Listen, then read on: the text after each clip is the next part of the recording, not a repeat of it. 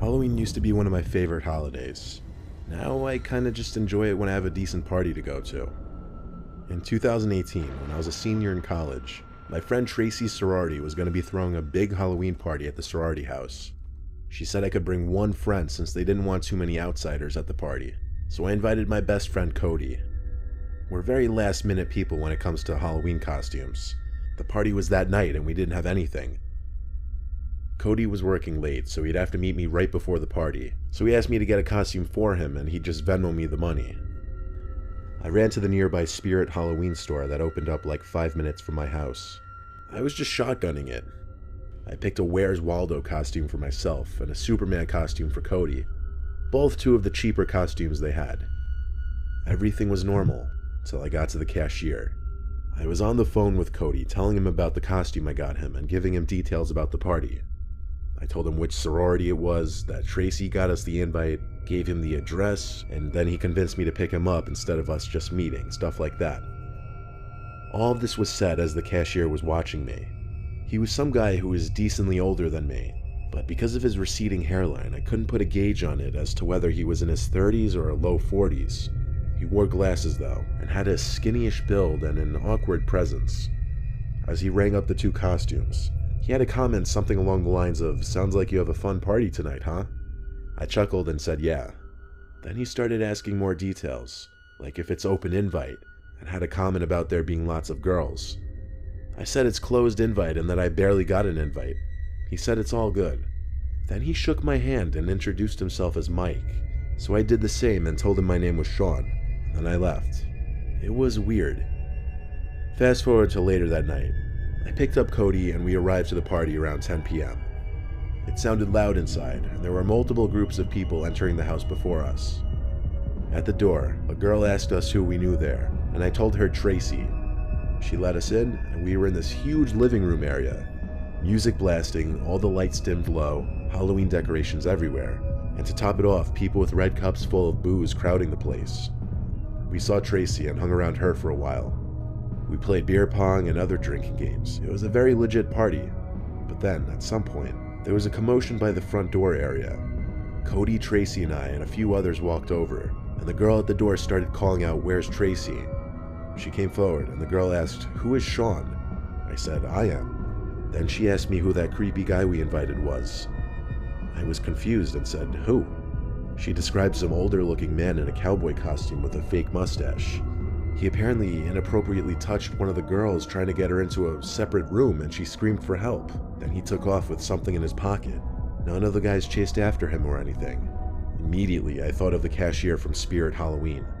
I told them about it, and everyone got even more creeped out. The party went on, but they were a lot more cautious about who they were letting in, and they even considered calling the cops for a second. That whole thing really killed my vibe, and we didn't stay much longer after that. In total, we were probably at the party for a couple hours at most. We left a little past midnight, I think. I didn't drink much. As I started my car, the car parked like 2 cars behind us also turned on, and as I drove in the direction of Cody's house, the car started to follow. Cody and I were sure it had to be him after it made 4 of the same turns, so I pulled to the side of the road, egging him on to pull over, but the car just stopped for a few seconds, then basically floored it past us. We didn't get a good look at who was inside, but I'm still positive it was him.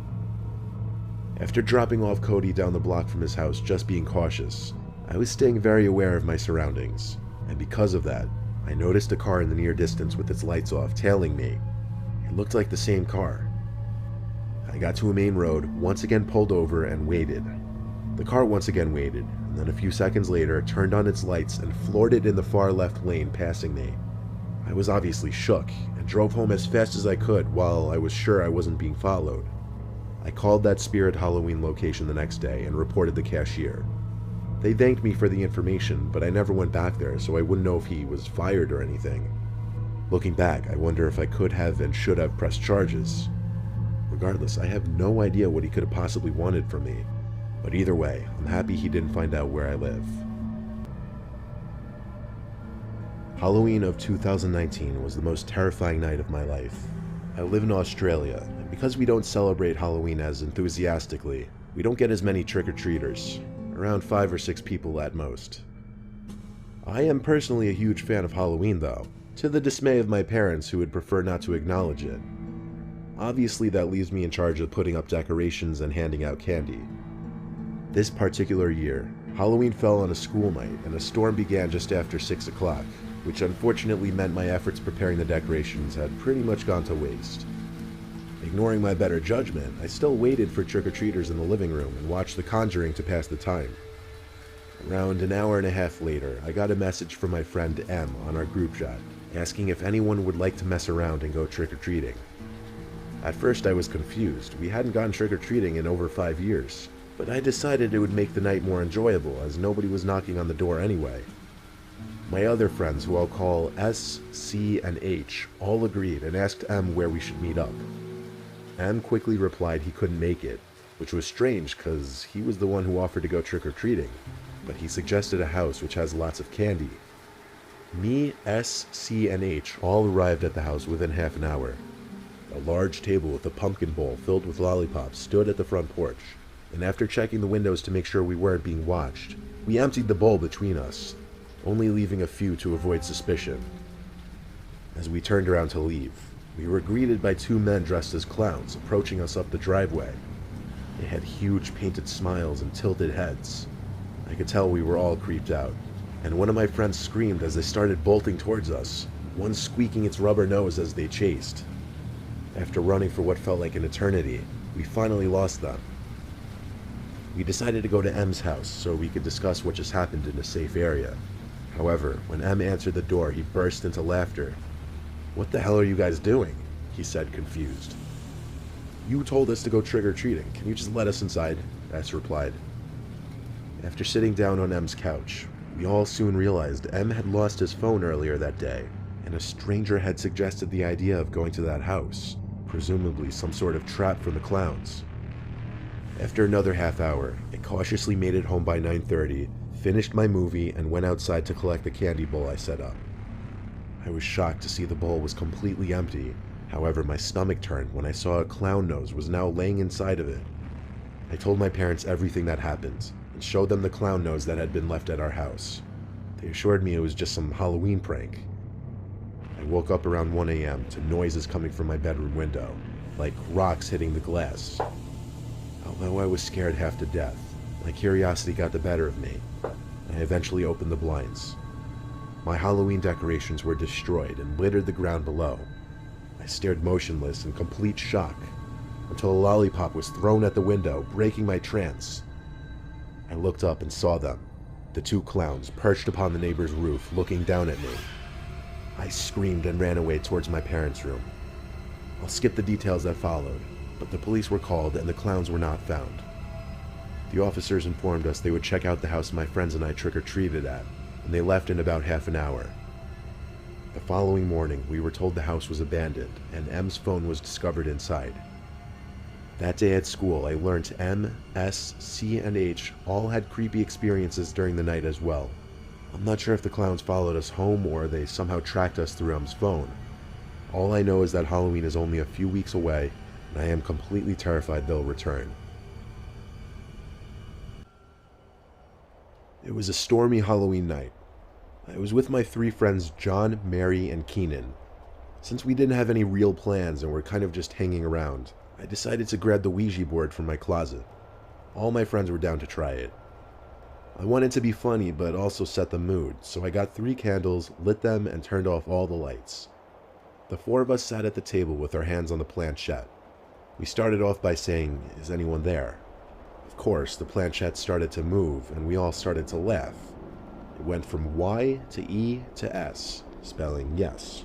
John and I began asking the really stupid, goofy questions, like, "Will you haunt Mary?" And she kept begging us to stop.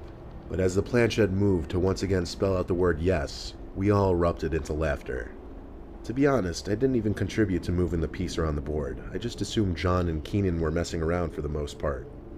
Then, without anyone asking a question, the planchette started moving to spell the words, "I'm inside the house." More laughs, until there was a huge, very obvious thump sound from directly upstairs, like right over our heads. It most closely resembled a boot stomping on the floor. All of us jumped. Mary started screaming and freaking out. John, Keenan, and I didn't know whether to laugh or be freaked out. My parents weren't home. No one was except for me. We don't have any pets. Suddenly, the doorbell rang. We looked at each other. Then I went to look through the peephole. I opened the door. It was a dad and his young son trick-or-treating under an umbrella. I opened the door and handed the kid some candies. But once I shut the door, it was back to the current reality of the situation, which was figuring out what the hell that sound was. I convinced all three of them to come upstairs with me just to check. We all got to the upstairs hallway. All that was on was a nightlight plugged into the floor outlet. We were halfway through the hallway, approaching my parents' bedroom, which was the room directly above the table we were sitting at, where we heard the noise. That's when we all heard the same thing. It was this voice of a girl. What was said, none of us could hear it, but all four of us agreed we heard the voice of a girl in my parents' room, followed by the sound of something being dropped on the floor. Mary and Keenan ran down the stairs, freaked out, but not making a peep. John and I, however, approached the door. I opened it quietly and pushed it open slowly. I looked into the dark room, and I saw something tall standing in the far corner of the room. I slammed the door shut and we ran down the stairs. We stayed in the living room and flicked on the lights, and then noticed one of the candles by the Ouija board was blown out. I called the cops, and a few minutes later, when an officer arrived, I asked him to check my parents' bedroom. I led him up the stairs and pointed at the door. He knocked on it and announced police, then opened the door quickly and flicked on the light. He checked the closet, under the bed, nothing.